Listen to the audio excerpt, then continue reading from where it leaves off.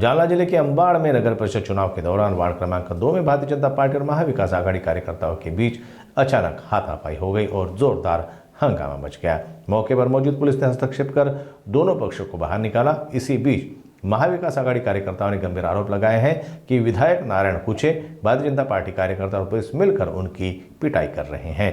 कार्यकर्ताओं का कहना है कि एक बुजुर्ग मतदाता को उसका पोता मतदान केंद्र तक ले जा रहा था, तभी भारतीय जनता पार्टी कार्यकर्ताओं ने उसे रोका और गाली गलौज की। आरोप ये भी है कि वहां मौजूद पुलिसकर्मियों, विशेषकर अंबाड़ थाने के पुलिस ने भी महाविकास आघाड़ी कार्यकर्ताओं पर हाथ उठाया और अत्याचार किया। इथं काही प्रकार घडलेला नाहीये, एकदम शांततेत मतदान झालेलं आहे आणि पोलीस प्रशासन असतील त्यांनी आम्हाला चांगली मदत केलेली आहे। दोन्ही प्रत्येक पक्षाच्या उमेदवाराला आणि मतदाराला असा कोणत्याही प्रकारचा वाद झालेला नाही। शांततेत मतदान पार पडलं।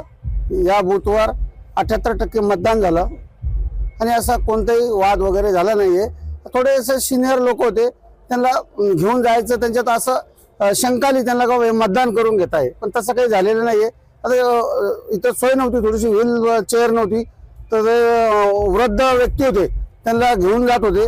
प्रत्येक पक्षाचा वाटत होता बा याला घेऊन जा, याला मदत करा, पण असं काही झालेलं नाहीये।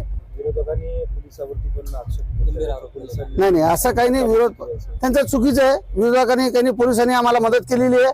विरोधकांनी जे त्यांचं खोटा आरोप येते तेव्हा पोलिसवाल्याने नाही, पोलिसांनी त्यांची बाजू चांगली मांडलेली आहे।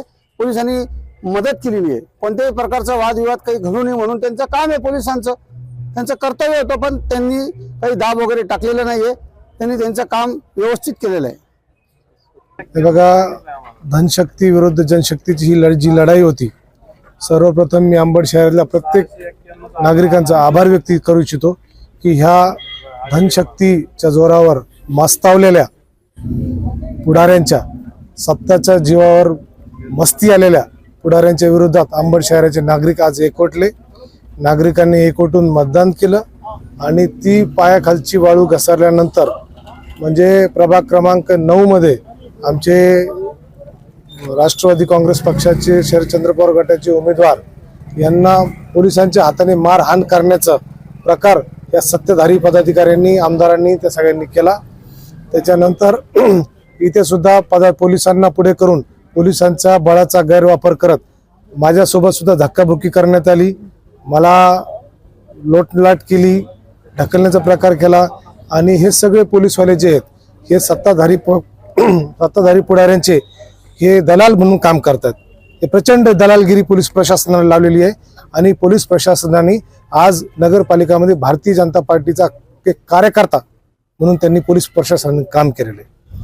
सुरुवातीला नेमका हा प्रकार काय होता, कशामुळे हा नेमका वाद झालेला? एक वयस्कर मतदाराला एक त्यांच्या घरातला नातू मतदान करायला घेऊन जात होता।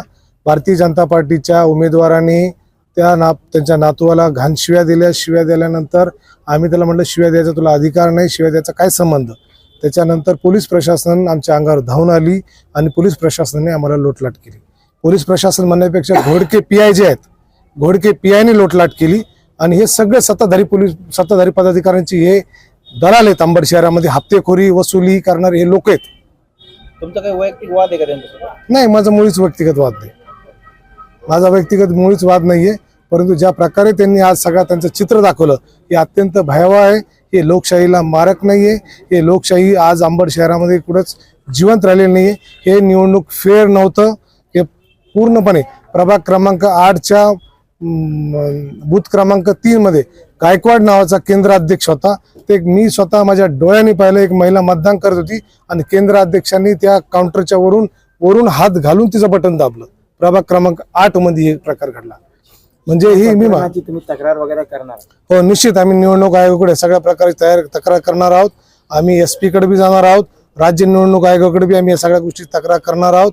अजून एक प्रकार घडला, प्रभाग क्रमांक 1 मध्ये शिंदे नावाचा एक मुलगा होता, तो मतदान करण्यासाठी आला असता त्याच्या नावाचं ऑलरेडी मतदान झालेलं होतं।